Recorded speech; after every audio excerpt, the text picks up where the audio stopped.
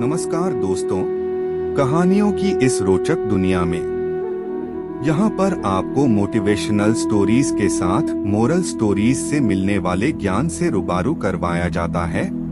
यहाँ हम आपके लिए ऐसी मोटिवेशनल स्टोरीज लेकर आते हैं जिसे पढ़ने से आपके जीवन में न सिर्फ एक सकारात्मक बदलाव आता है बल्कि आप अपनी जिंदगी में वो सब कुछ हासिल कर पाते हो जिनकी आपने कल्पना की थी।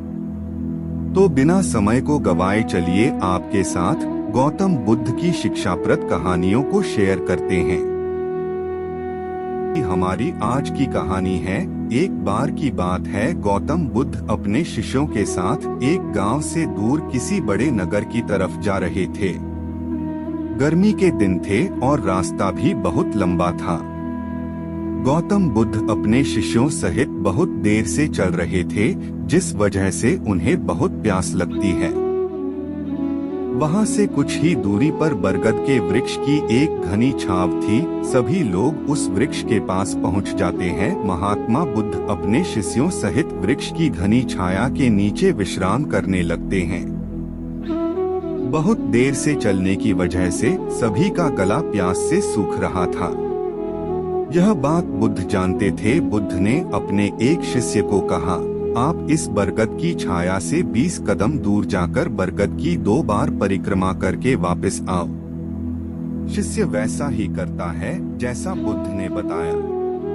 परिक्रमा के बाद जब शिष्य महात्मा बुद्ध के पास आया तो बुद्ध बोले कि क्या आपको किसी ठंडी हवा का अनुभव हुआ था? शिष्य बोला, हाँ महात्मा बुद्ध, उस उत्तर दिशा की तरफ से मुझे कुछ ठंडी हवा की अनुभव हुआ था। शिष्य की यह बात सुन महात्मा बुद्ध शिष्य से तुरंत बोले कि उसी दिशा में चले जाओ, जरूर वहां से कुछ ही दूर पर एक तालाब अवश्य मिलेगा। उस तालाब से सबके लिए पानी ले आओ। शिष्य उसी दिशा में जब कुछ दूर जाता है तो वहां सच में एक तालाब होता है। तालाब देख शिष्य बहुत प्रसन्न होता है और तालाब के निकट जाकर जैसे ही तालाब से पानी भरने वाला होता है तभी शिष्य की नजर वहां दूर तालाब में कपड़े धो रही कुछ स्त्रियों पर जाती है। यह देख शिष्य मन में सोचते हैं कि यह पानी तो गंदा हो गया है। लेकिन जब शिष्य ध्यान से तालाब के पानी को देखते हैं कि अभी भी तालाब का कुछ पानी साफ है, इतने में 2 बैलगाड़ी जोर से तालाब के किनारे से होती हुई निकल जाती है।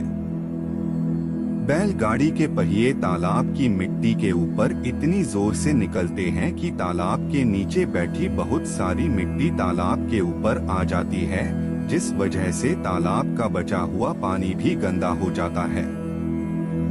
यह देख शिष्य बिना पानी लिए क्रोध में महात्मा बुद्ध के पास वापस चला जाता है।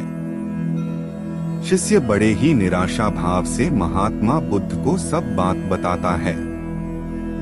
शिष्य की बातें सुन सभी शिष्य बोलते हैं कि हमें तुरंत यहाँ से निकलना चाहिए, किसी दूसरी जगह पानी की खोज करनी चाहिए, वरना प्यास के मारे जान निकाल जाएगी। इधर महात्मा बुद्ध सभी को शांत होने के लिए कहते हैं और बोलते हैं कि धीरज रखो, कुछ देर यही बैठो, उचित समय आने तक संयम बनाए रखो।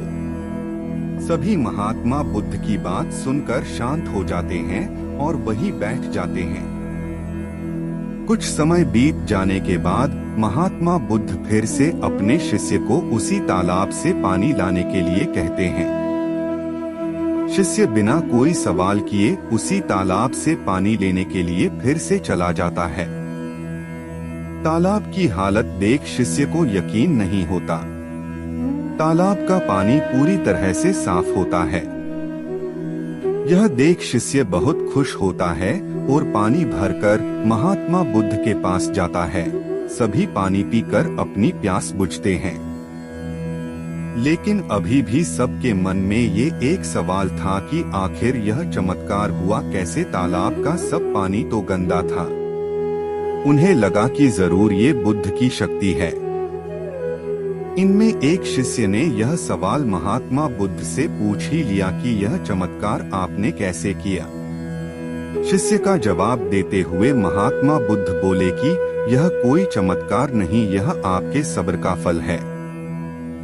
यह फल है आपके सब्र बनाए रखते हुए उचित समय के इंतजार का। जितनी देर हम सब लोगों ने सब्र किया, उतनी देर तक तालाब के पानी के ऊपर तैर रहे सभी गंदे तत्व और मिट्टी तालाब के पानी के नीचे बैठ रहे थे। फिर कुछ देर बाद शिष्य जब वहां तालाब के पास पहुंचा, तब तक सब दूषित कण नीचे बैठ चुके थे, जिस वजह से तालाब का पानी पहले की तरह साफ हो चुका था तथा तालाब साफ दिखाई दे रहा था। यदि उस समय आप लोगों ने सब्र न किया होता, धैर्य न रखा होता, तो आप सब इतनी गर्मी में पानी की खोज में प्यासे रहकर शायद अब तक मृत्यु को प्राप्त हो गए होते, क्योंकि यहाँ से अगला कोई तालाब है या नहीं, और होगा भी तो क्या उसका पानी साफ होगा या नहीं। इन सब कारणों से आप कभी प्यास न बुझा पाते और प्यास से मर जाते। फिर इतना बोलने के बाद महात्मा बुद्ध शिष्यों को एक सीख देते हुए कहते हैं कि जैसी स्थिति हम लोगों के समक्ष आज आई है, वैसी ही स्थिति और मुश्किल दौर जिंदगी के हर मोड़ पर आएंगे। तब उस समय भी आपको ऐसे ही संयम बनाए रखना होगा और अपने विवेक से काम लेते हुए ही आपको एक उचित फैसले के साथ सही नतीजे पर पहुंचना होगा।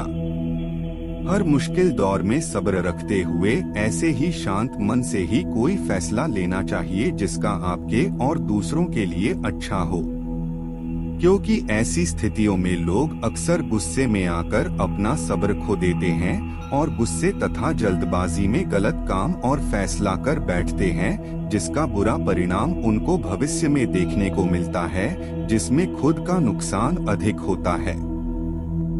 कुछ परिस्थितियां जीवन में ऐसी होती है जहां हमें सब्र बनाए रखते हुए उचित समय का इंतजार करना होता है, लेकिन लोग अक्सर यहीं पर अपना सब्र खो देते हैं और उचित समय आने का इंतजार नहीं करते, जिस वजह से उनको आगे चलकर दुख और मुश्किलों का सामना करना पड़ता है। हमरे द्वारा लिया गया आज का फैसला हमरे आने वाले कल की खुशी और दुख को निश्चित करता है।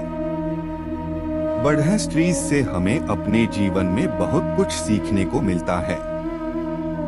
हमें अपने जीवन की उन अनमोल बातों और ज्ञान का बोध होता है जो हमें हमारे जीवन में बहुत काम आती है। अक्सर इंसान जिंदगी में आने वाली परेशानियों के बारे सुनकर बहुत परेशान हो जाता है, तो ऐसे में हमें ऐसी बढ़स्ट्रीज से बहुत कुछ ज्ञानवर्धक बातें सीखने को मिलती है जो जीवन की मुश्किलों का सामना करने की ताकत देती है। यह बढ़स्ट्रीज इंसान के मन में एक सकारात्मक ऊर्जा का संचार करती है, जो मन में बनने वाली नकारात्मक ऊर्जा को खत्म कर इंसान को सही राह की तरफ अग्रसर करती है। दोस्तों, यह कहानी आपको कैसी लगी नीचे कमेंट बॉक्स में कमेंट करके जरूर बताएं।